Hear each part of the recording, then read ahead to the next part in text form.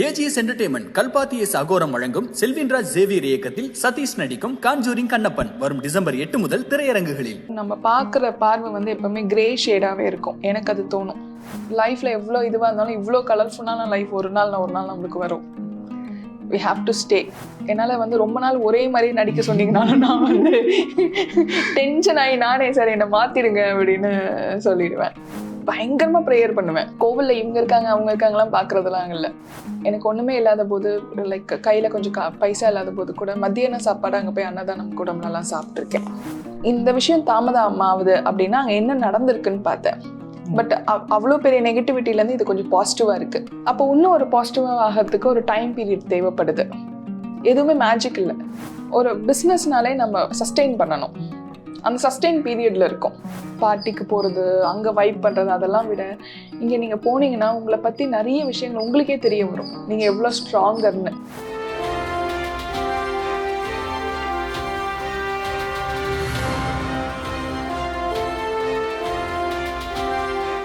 உங்க லைஃப்ல ரொம்பவே முக்கியமான ஒரு இதுவா பார்க்கப்படுறது வந்து பட்டர்ஃப்ளை வந்து ரொம்பவே இம்பார்ட்டன்ட் அப்படின்ற மாதிரி நிறைய இன்டர்வியூஸ் சொல்லிருக்கீங்க. ஃப்ரம் த யானை. ஓகே, ஏன் வந்து ரெண்டுத்தையும் வந்து அவ்வளவு இம்பார்ட்டன்ட் அப்படின்றது? யானை வந்து எப்பவுமே இந்த ஃபாரஸ்ட்டுக்கு வந்தா எல்லாமே சொல்லுவாங்க சிங்கம் தான் ராஜா அப்படின்னு. ஆனா காட்டுக்கு ராஜா வந்து யானை தான். ஏன்னா ஒரு இடத்துல அது சாப்பிட்டு அதோட சாணம் கூட அவ்வளோ யூஸ்ஃபுல்லாக இருக்கும். அவ்வளோ மரம் வளர்கிறதுக்கு, ஒரு வாழ்வாதாரத்துக்கே பெரிய யூஸ்ஃபுல்லான ஒரு விஷயம் வந்து யானை. அது நிறைய பேர் இங்கே புரிஞ்சுக்க மாட்டுறாங்க. இப்போ சமீப காலத்தில் இந்த யானை வந்து நிறைய சாகிறது கூட அது ஆக்சுவலாக நம்மளுக்கே நல்லது கிடையாது. வருங்கால ஜென்ரேஷனுக்குமே அது நல்லது கிடையாது. ஆமாம், ஃபுல்லாகவே போயிடும் சார். அதுக்கப்புறம் நம்ம வந்து இந்த லிட்டில் பார்க் போட்டுவாங்க, இப்படிலாம் தான் நம்ம காடு இருந்ததுன்னு நம்ம சொல்லணும். யானையே அப்படி சொல்கிற நிலைமை கூட வரலாம். ஏன்னா அது எக்ஸ்டெண்ட் ஆகுது அந்த அளவுக்கு நம்மளுக்கு டேஞ்சர் தான். நம்மளுக்கு செல்ஃபாகவே அது டேஞ்சர். ஸோ யானை வந்து அந்த அளவுக்கு ஒரு இன்னொன்று அதோட ஸ்பெசிஃபிக்கான அந்த நேச்சர் இருக்குல்ல சார், கூட்டமாக தான் வாழும். ஒரு நல்ல ஒரு நேச்சர், ஒரு அன்புள்ள ஒரு பிராணி. எனக்கு அது ரொம்ப பிடிக்கும். ஒரு பாசிட்டிவ் வைப் இருக்கும். பட்டாம்பூச்சி வந்து சின்ன வயசுலேருந்தே நான் ரொம்ப என் லைஃப் வந்து இப்போ ரொம்ப அப்யூஸாக இருக்கும் போதும் சரி, இல்லை தப்பாக லைஃப் போகும்போதும் சரி, எப்பவுமே நாங்கள் ஒரு பட்டாம்பூச்சியை பார்த்துருவேன். அது ஏனோ தெரியல. அது எனக்கு உணர்த்து வர ஒரு விஷயம் என்னன்னா, லைஃப் எப்பவுமே கலர்ஃபுல் தான். ஏன்னா நீங்கள் எப்பவுமே ரொம்ப கஷ்டப்படும் போது சார், நம்ம பார்க்குற பார்வை வந்து எப்பவுமே கிரே ஷேடாகவே இருக்கும். எனக்கு அது தோணும். ஓகே, எல்லாருமே கிரேவாக இருக்க மாதிரியும் எல்லாருமே வந்து டார்க்கராக இருக்க மாதிரியும் பார்ப்பேன். லைஃப் வந்து என்ன கலர்ஃபுல்லாக இருந்தாலும் எனக்கு கலர்ஃபுல்லாகவே தெரியாது. அப்போன்னு பார்த்து ஒரு சோக பாடல் ஒலிக்கும், அப்போன்னு பார்த்து பயங்கரமாக நிலமை இருக்கும், அப்போன்னு அடுத்த கட்டம் வேற மாதிரி போயிடுமோன்னு தோணும். ஸோ எல்லாமே ஒரு மாதிரி டார்க்கா வாஷ் அவுட் மாதிரி தெரியும். அப்போ திடீர்னு ஒரு பட்டாம்பூச்சி பயங்கர கலர்ஃபுல்லாக வரும். அதோட லைஃப் ஸ்பேன் வந்து 1 நாளோ 2 நாளோ, பட் அது நம்மளுக்கு கொடுக்குற அந்த ஒரு அழகு இருக்குல்ல, பாசிட்டிவிட்டி இருக்குல்ல, அது ரொம்ப நல்லா இருக்கும். ஆமாம், நல்லா இருக்கும். நான் எப்பவுமே நினைப்பேன், லைஃப்பில் எவ்வளோ இதுவாக இருந்தாலும் இவ்வளோ கலர்ஃபுல்லான லைஃப் ஒரு நாள் நம்மளுக்கு வரும். வி ஹாவ் டு ஸ்டே அப்படின்னு சொல்லி நினைப்பேன். ஸோ அதனால இவங்க 2 பேரும் அப்படி கெட்டியமாக பிடிச்சிக்கிறது. பிடிச்சது மட்டும் இல்லாமல் ஸ்டுடியோல அவங்க வச்சுட்டு அவங்கள நிறைய என்னையும் கேட்பாங்க, என்னங்க இவ்வளோ பட்டர்ஃப்ளை இருக்கு, இவ்வளோ யானை ஃபோட்டோவாக இருக்கு அப்படின்னு நான் சொல்லுவேன். ரொம்ப பாசிட்டிவாக இருக்கும், நீங்களுமே வச்சு பாருங்க அப்படின்னு. எந்த அளவுக்கு பிசினஸ்ல இப்போ போயிட்டு இருக்கு? 3 மாசத்துல எந்த அளவுக்கு வந்திருக்கு? என்னென்ன படங்கள், சீரீஸ், வெப் சீரீஸ்? வாஸ்கோடா காமான்னு சொல்லிட்டு ஒரு புது டைரக்டர் ஆர்ஜிவின்னு அவரோட மூவி ஒன்று போயிட்டு இருக்கு சார். இப்போ 2-3 மூவிஸ் கேட்டுட்டு இருக்காங்க. அப்புறம் வேற்று மொழி டப்பிங் மூவிஸோட இதுவுமே நம்ம பண்றோம். ஸோ இன்னும் ப்ராமினண்டா பயங்கர பிஸி அப்படின்னு வரதுக்கான டைம் வந்து இன்னும் கொஞ்சம் டைம் எடுக்கும். பட் வி ஆஃபன் ஒரு நாள் சூப்பராக இருக்கும். ஒரு நாள் எங்களால நீங்கள் கண்ணிலே பார்க்க முடியாது ஸ்டுடியோவில். ஒரு நாள் பார்த்தீங்கன்னா பயங்கர பிஸியாக இருப்போம். நாங்கள் ஜஸ்ட் சார் இதை பண்ணுங்க அதை பண்ணுங்க அப்படி இப்படின்னு பயங்கரமாக பேசிட்டு இருப்போம். ஒரு நாள் பார்த்தா என்ன யாருமே நம்மளுக்கு கால் பண்ணல அப்படின்னு இருப்போம். ஒரு நாள் பார்த்தா திடீர்னு ஏன்னா என்கொயரிக்கு வருவாங்க. So like it is like ஒரு மாதிரி மூவ் ஆன் மதர் சென்சேட் மாதிரி அப்படி போயிட்டு வந்துக்கிட்டு இருக்கோம். பட் எங்களுக்கு என்னென்னா, கொஞ்சம் ஒரு பிஸ்னஸ்னாலே நம்ம சஸ்டெயின் பண்ணணும். அந்த சஸ்டெயின் பீரியடில் இருக்கும். ஆனா இவ்வளோ ஸ்டுடியோக்கும் நடுவுல எங்களுக்கும் வந்து கேட்டுட்டு போறாங்க, ஆப்பர்ச்சுனிட்டிஸ் வருது அப்படின்றதே ஒரு சந்தோஷமான நோட்ல இப்ப போயிட்டு இருக்கோம்.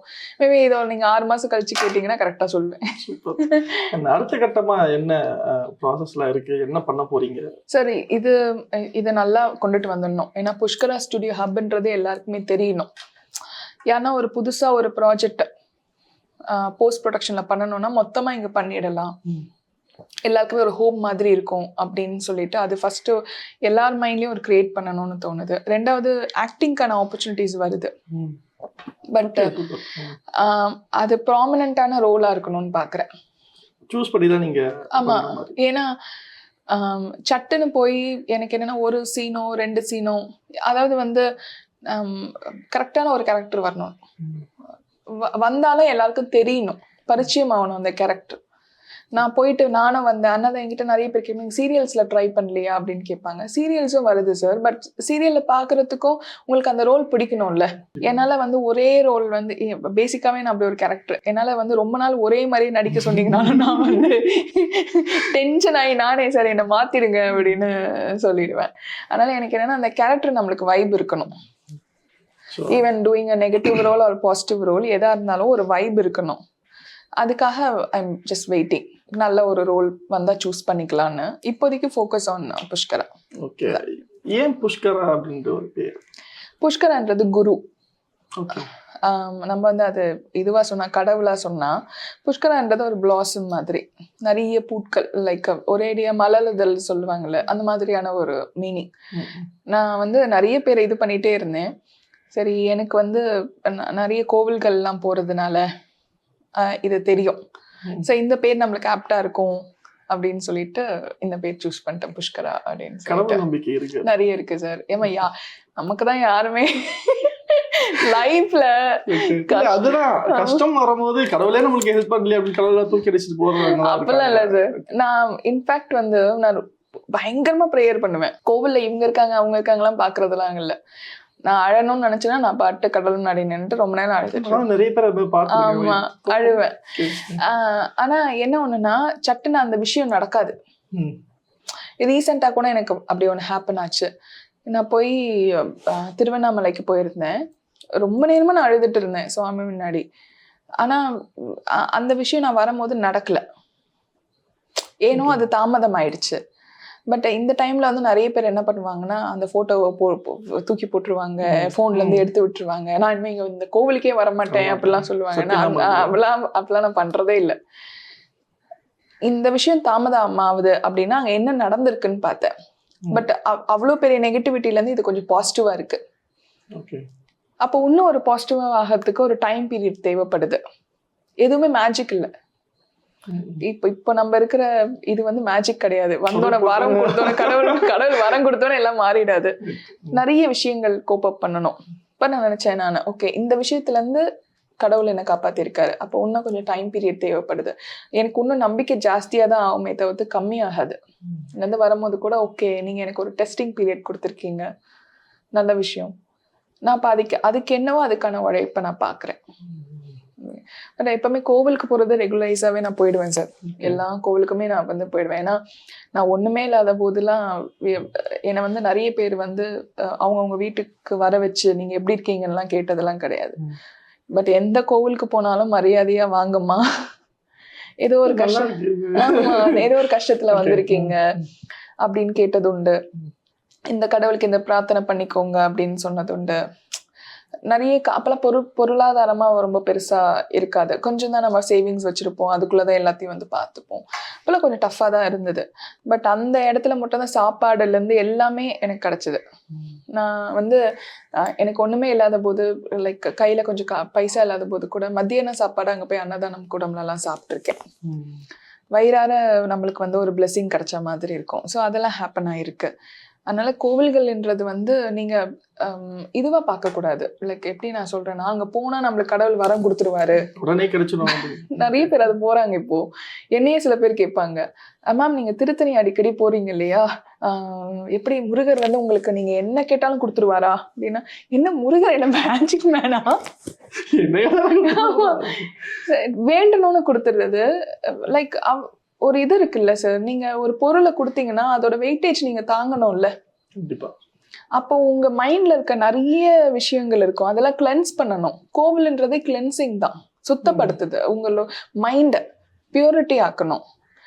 நிறைய பேர் அங்கே போனோன்னு ஒரு அர்ச்சனை பண்ணிட்டு அப்படி இப்படிலாம் வந்துடுவாங்க. எனக்கு தெரிஞ்சு அங்கே போனீங்கன்னா அந்த சிற்பம் எவ்வளோ இருக்கு, அங்கே எவ்வளோ அழகா இருக்கு.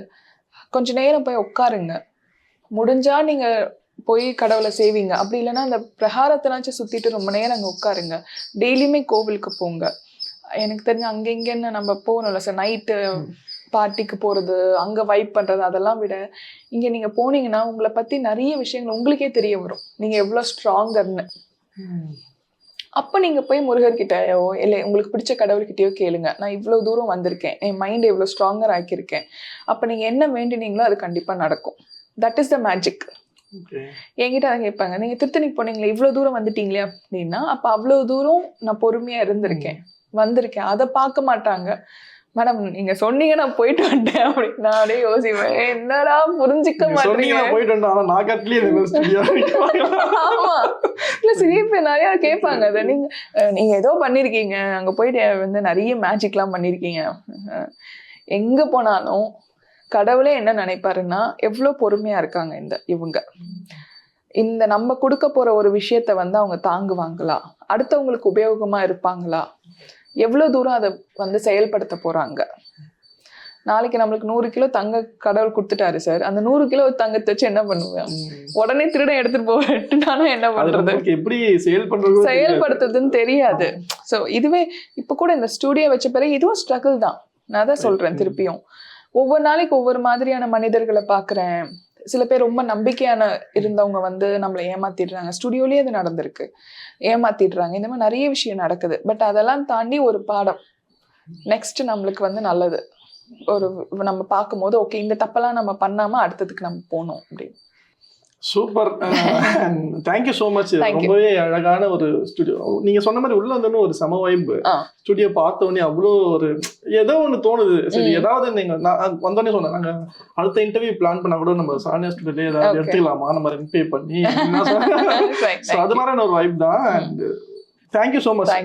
சக்சஸ் ஆகும் ஸ்டுடியோ, ஒரு பெரிய சக்சஸ் ஆகும் தமிழா சபா. ஒரு பெரிய வாழ்த்துக்கள். தமிழாவுக்கு ரொம்ப ரொம்ப நன்றிகள். இன்டர்வியூவை பாருங்க, கண்டிப்பா லைக் பண்ணுங்க, ஷேர் பண்ணுங்க, கமெண்ட் பண்ணுங்க. தேங்க்யூ.